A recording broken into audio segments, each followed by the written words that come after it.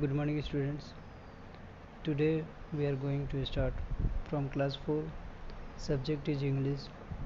Chapter 4 जिसका नाम है I can't remember. तो चलिए स्टार्ट करते हैं आज का हम अपना यह चैप्टर। I can't remember. मैं याद नहीं रख सकता। इस पोएम में पोएट ने एक बुज़ुर्ग के बारे में बताया है जो हर चीज़ को भूल जाता है।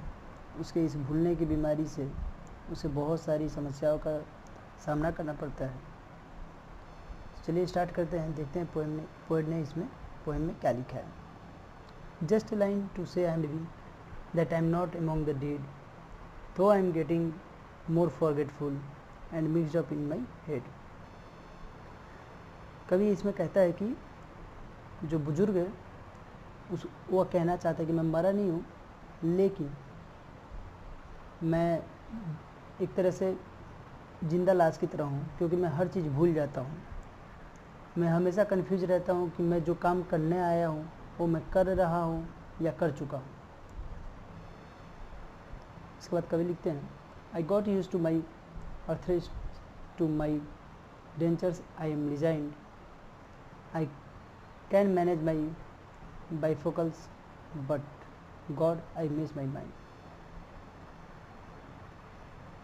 यहाँ पे बुजुर्ग के जोड़ों में दर्द रहता है, स्वेलिंग की प्रॉब्लम्स है, उसके दांत जो है नकली रिमूवेबल जो निकाल के रखे जा सकते हैं, ऐसे दांत है। इन सब को मैनेज करता है अपने चश्मे के द्वारा। चश्मे लगा के वो देख पाता है कुछ, यानी उसकी आंखें भी कमज़ोर है। इन सब बीमारियों के बावजूद भी वह सबसे ज़्यादा अगर कोई चीज़ को मिस करता है तो अपने माइंड को इसलिए मिस करता है कि वह हर चीज़ भूल जाता है। भूलने की वजह से उसे जो काम करने जा रहा है उसे पता नहीं होता कि वह काम कर चुका है या करने वाला है। अगर एग्जाम्पल्स के लिए बात करें तो कवि ने लिखा है, for some times I can't remember when I stand at the foot of the stairs. जब वह सीढ़ियों के सामने खड़ा रहता है अपने पैरों के बल पे, तो उसे याद नहीं रहता if I must go up for something और have I just come down from there. वह कुछ काम से ऊपर जाना चाहता है सीढ़ियों से, या फिर अभी वह कुछ काम करके ऊपर से नीचे आया है। ये सब चीज़ उसे याद नहीं रहती है। ऐसे ही जब वह फ्रिज के सामने जाता है तो कवि ने लिखा है, and before the fridge so often my poor mind is filled with the doubt have I just put food away और have I come to take some out. जब वो फ्रिज के सामने जाता है तो उसे ये याद नहीं रहता कि वह खाना खा के कुछ रखने जा रहा है या फिर खाना निकालने जा रहा है। उसके माइंड में बहुत सारे डाउट्स रहते हैं। And there's is a time when it is dark with my nightcap on my head. I don't know if I am retiring or just getting out of the bed. जब अंधेरे का समय रहता है, रात के समय रहता है, और उसके सर पे नाइट कैप जो होता है, जो हम लोग नाइट कैप पहन के सोते हैं, उसके सर पे रहता है, तो उसे ये याद नहीं रहता है कि वह सोने के लिए बेड पे जा रहा है या फिर अभी सो के उठने जा रहा है। So, if it's my turn to write you, there is no need for getting scored. I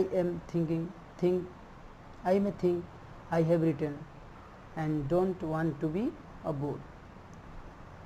वह उसके साथ कोई रहता नहीं है, वह अकेले बहुत ही बोर फील करता है, इसीलिए वह बैठे बैठे टाइम पास के लिए लेटर लिखता है कि वह बोर फील ना हो।